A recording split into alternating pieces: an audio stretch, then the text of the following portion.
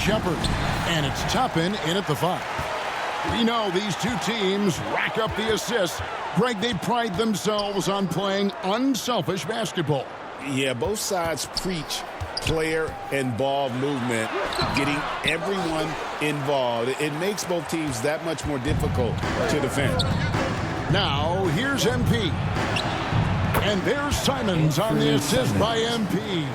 Well, don't blink, or Simons will already have the shot off. Halliburton passes to Toppin. Halliburton outside.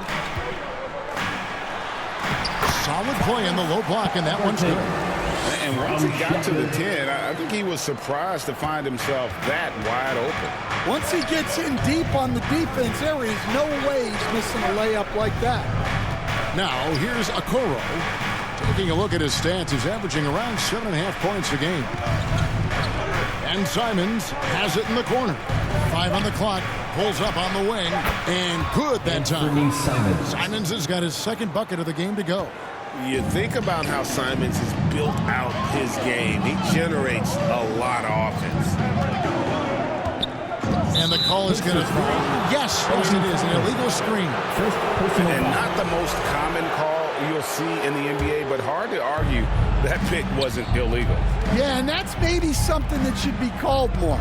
We see a lot of moving screens in today's NBA. And the shot goes in. Wow, check out that assist. That's a pair of teammates that are clearly on the same page.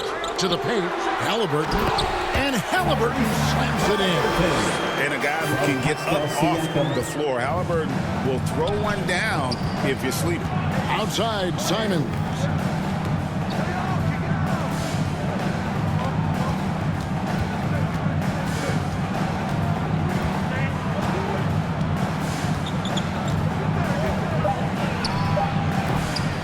That one off the back iron and out. Well, the analytics don't like it, but if the defense is giving it up, I like that shot selection despite the miss. Now, Okoro following the three-point attempt by Tyrese Halliburton. Here's Buzelis. Neesmith covering. Buzelis' shot is good. With his soft touch around the rim, Buzelis should score a lot of points in the paint over his career. Inside, here's Halliburton. Got a piece of it, and he gets it back. Really, the right play defensively. If you can't block, force him to the line. The Pacers shooting their first free throws of the night. And when you got a team percentage of about 81%, you're going to be one of the elites in this league. And some changes here for the Pacers. Substitution on the court. We've got Obi Toppin. Shepard out there with Halliburton. Then it's Neesmith. And it's Siakam in at the pivot spot, manning the middle. So that's the group out there for Indiana. And now he's taken a solid opening in the quarter and built on it here in the second. Here's Williams. And he gets the whistle. 2 free throws coming up. And a quick look at some of the numbers for him. First trip to the free throw line for him in this one. And he's been terrific, guys. I mean, the percentage right around 86%, so no doubt he's pleased with that. And some changes here for the Pacers. Otter's checked in, and it's T.J. McConnell in for Halliburton. And it's McConnell with the ball. He'll bring it up for the Indiana Pacers. Trailing by 2. Victory eluded them last time in Chicago when they faced the Bulls. Yeah, what we saw in that game and what you see around the league is a questionable dependency on the triple. That shot, the 3, is very volatile. On games when it's falling, you can beat anyone, but when you're leaning on it and you go cold, tough sledding. Here's MP following the score by Obi Toppin. On the wing, Giddey. 15 points in the game. Shot clock at 5. Smith kicks to Giddey. Uses the glass to finish the layup. 17 points here for Josh Giddey. Well, he's had it going offensively, helping them build this lead. Greg, we have another up-and-comer from down under, Josh Giddey. I mean, a lot of young talent coming to the NBA by way of Australia. Great skill development programs showing in Giddey who stands 6'8", but plays like a small point guard. And now let's swing it over to Allie LaForce on the sideline. Thanks. Well, MP in their last game against the Lakers seemed to be struggling. He picked up a few points and chalked up a few assists along the way as well. It was a rough outing for him. Never got it going. We'll see if retribution is in the cards tonight. Guys? Good work as always, Allie. We thank you. Guys, he was pretty disappointed in that performance. You know, it would have been a lot easier for him to digest if they had somehow managed to win the game. But the disappointment really hits home when you struggle like he did, and that leads directly to a loss. Yeah, and I expect them to go to him early, try to get his confidence back. Here's McConnell. The Bulls getting the bucket. Quick shot there, and it's off target. Something that's kept this game close is the fact that the rebound stats for both teams are almost identical. 5 seconds separating the shot and game clocks.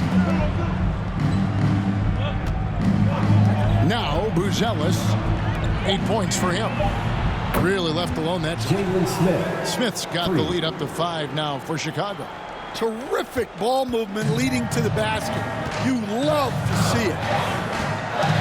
Here's Shepard. And no luck with that time on the buzzer beater. And so is Josh Giddey making things happen for the Bulls. He finishes with 9 points in the quarter. The D is having all sorts of...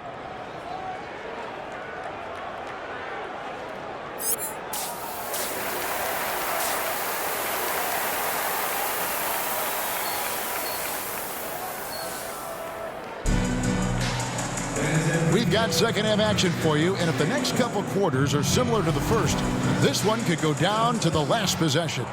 You have to like what you're seeing, guys, from Josh Giddey. Man, he's been running wild on him through that first half. Absolute dynamite on offense. Yeah, and in terms of slowing him down, I think they're going to have to change things up. Give him some different looks. And on the floor for Billy Donovan as we get into the second half. Buzelis out there with Zach Collins. Then it's Anthony Simons. Then it's MP. And it's Okoro in at the 3, the small forward. And plays with solid floor recognition. Siakam continues to fine-tune those playmaking skills. Outside, Simons. Back to MP. Over to the left wing. From 13, the shot by Buzelis, no good. Pacers trail by 5. Now, here's Neesmith. Taking a look at the scoring numbers, right now he averages about 9 points a game. Halliburton for 3. That's a miss, and with it, he is 5 for 9.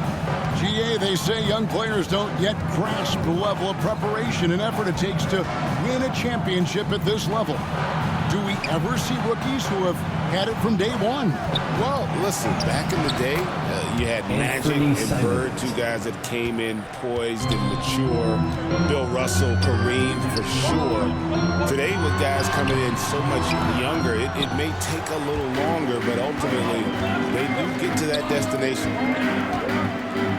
It's blocked, and they'll get another chance. Makes the most of the high percentage shot. Collins has got 6. And that's a lesson for the D. Fight harder on the glass. Yeah, they need to pay attention to the details. Second chance points are backbreakers. So the Pacers call timeout, their first of the game. Well, it's a player's league, but certainly coaching has its place. And this is when a coach earns...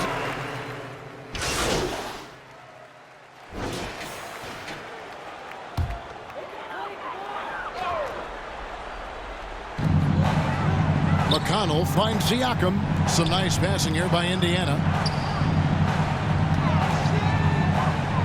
Simons against Halliburton. A shot fake there, got the D out of position. And boy, he's really in a groove. Dominant performance last game. Same thing this time out. Yeah, for sure. He is just oozing confidence.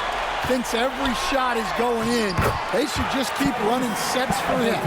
They've got Andrew Nembhard. Siakam is out there with Obi Toppin. Then there's Tyrese Halliburton. And it's McConnell in at the 1 spot. So that's the group out there for Indiana.